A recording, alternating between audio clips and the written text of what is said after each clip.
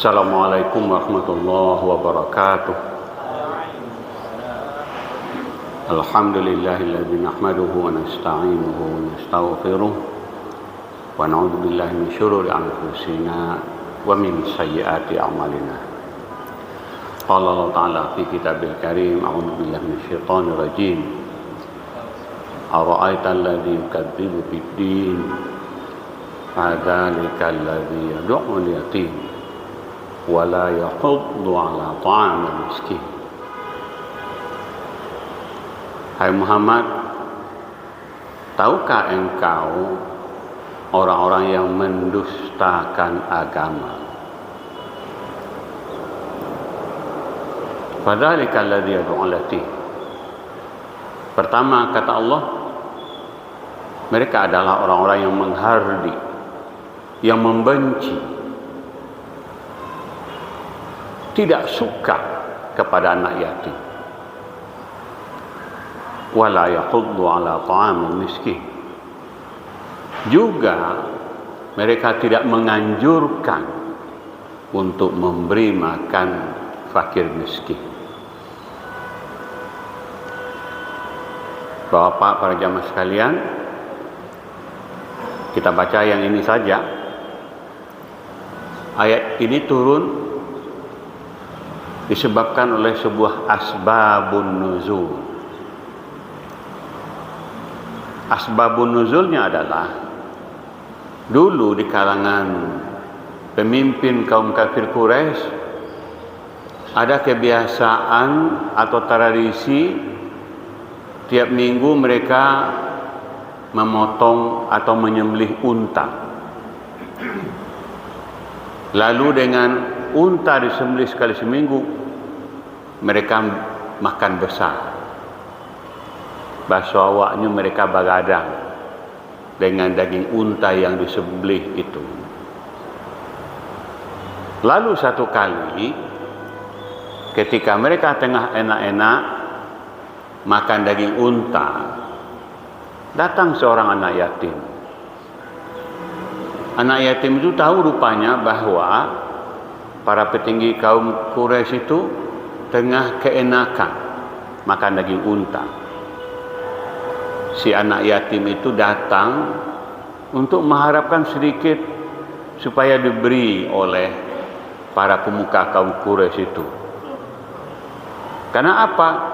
Mereka atau si anak yatim ini tidak punya bapak lagi. Tidak ada biaya yang dapat dia terima dari bapaknya. Sudah barang tentu dengan itu makanannya apa adanya. Iyo taragak lo nyo nak makan daging unta tu. Tapi begitu dia coba meminta, jangankan dikasih, dia justru dimarahi, dihardi oleh orang-orang Quraisy yang tengah keenakan itu. Menghardinya bukan menghardi biasa, tidak tanggung-tanggung, marah besar kepada anak yatim itu. Lalu apa yang terjadi? Tentu kita pahami, yo ibu hati anak yatim itu.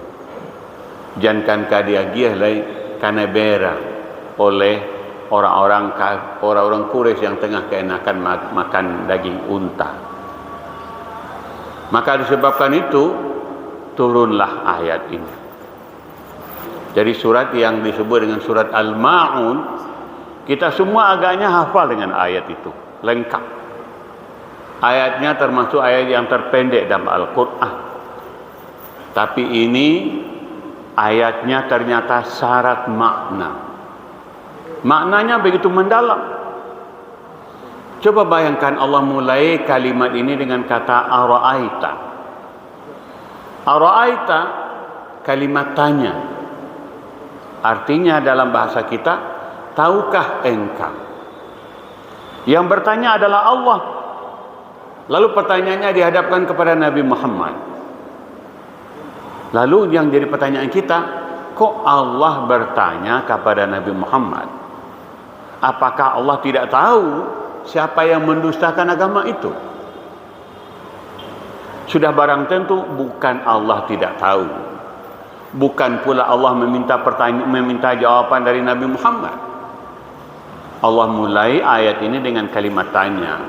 Karena di dalam ayat ini ada beberapa hal yang harus menjadi perhatian serius kita semua. Ada hal yang perlu menjadi perhatian sungguh-sungguh kita. Tentang apa? Ya, Allah menyinggung bahwa memang ada orang yang pendusta agama. Pendusta agama. Tadi dua sudah kita sebut. Siapa mereka yang pendusta agama? Ya, dua yang disebut di ayat yang pertama. Mereka yang suka menghardik, membenci, tidak peduli kepada anak yatim. Lalu yang kedua disebutkan oleh Allah lebih dari itu, pendusta agama adalah mereka-mereka yang tidak menganjurkan, tidak mendorong supaya orang lain memberi makan kepada fakir miskin. Okeylah, barangkali kita tidak punya uang, tidak punya harta untuk diberi, tapi dalam pandangan agama kita tetap semestinya punya kewajiban. Apa kewajiban? Kok ndak ada banawa bepiti? Anjurkan orang, dorong orang lain agar memberikan makanan kepada fakir miskin.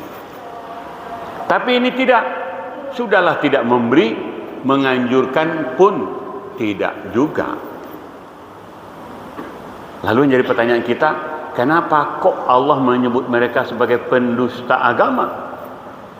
Nah, mari kita pahami sedikit bahwa oleh Allah mereka disebut sebagai pendusta agama karena memang hakikat agama itu, substansi agama itu ada dan terletak pada dua hal.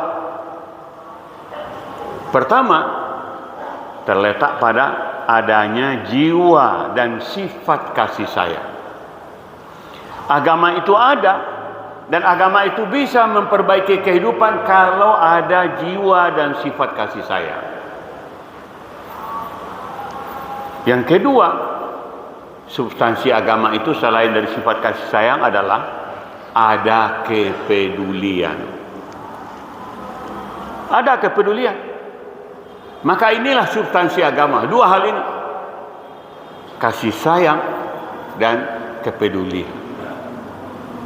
Maka semestinya kita, siapapun, kalau kita merasa salat ada, puasa ada, zakat ada, jangan pernah mengklaim kita lah menjadi orang bertakwa kalau tidak ada kasih sayang, kalau tidak peduli.